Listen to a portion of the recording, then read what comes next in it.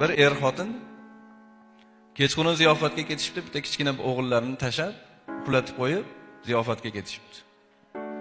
Ziyofatga ketib, ancha qolib ketishibdi, bola kechasi uyg'onib ketib, hech kim yo'q qarasa, qorong'i, qo'rqibdi. Shu qo'rquvdan qutulish uchun otasi katta televizor olib kelgan ekan uylariga. Televizorni yoqaman deb pultni oqtarib, televizorning tepasida ekan shekilli, tepaga chiqib televizorni tushirib olibdi. Televizor pastga tushib, sinibdi. Ota-ona ziyofatdan kelishdiki, uyda televizor sinib yotibdi. Otani g'azabi keldi. G'azabi kelib, kim qildi buni? Bola yig'lab, "Men shunaqa yoqaman, sindirib yubordim." "Sen hali shunaqa qildingmi?" dedi-da, bolani urib, so'kib, ikkita qo'lini bir-biriga qilib, rezinka bilan bog'ladi mahkam va hammomga olib kirib, ertalabga chatda yotasan, seni jazoing shu dedi. Kirib ketib uxladi.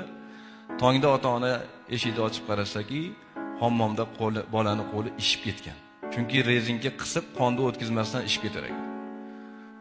Rezinkani yechishdi, lekin qo'l juda yomon ahvolda. Ota-ona tezda uni shifoxonaga olib borishdi. Doktorlar bu qo'lni tezda kesmasa, qolgan tanaga ham o'tib ketadi deyishdi-da, ikkita qo'lni oshig'idan kesib tashlashdi. Yosh bolacha, 3-4 yashar bola. Ikkita qo'l yo'q. Ota-ona bilan birga o'tirar ekan, ovqatlanishga qiylanadi. Shunda bola otaga aytardiki, "Otajon, doktorlarga ayting, ikkita qo'limni qaytib berishsin.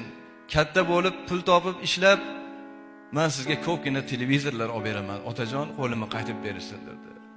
Ko'ryapsizmi? O'sha paytda agar Allohdan rozi odam shu ishni qiladimi?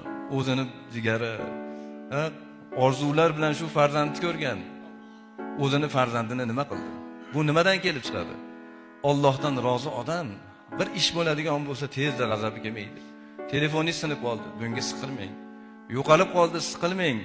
Bu matoh bilan hayotingiz hal bo'lib ketmaydi. Alloh yangisini beradi. Avtomobilingizni urdingiz, birov bilan tegizib oldingiz, tezda tushib yoqalashmang. Balki Allohning aytgani bo'ldi. O'zimiz sog' qoldik, birodar. Behikmat hech narsa bo'lmaydi. Alloh nimani iroda qilsa shu bo'ladi.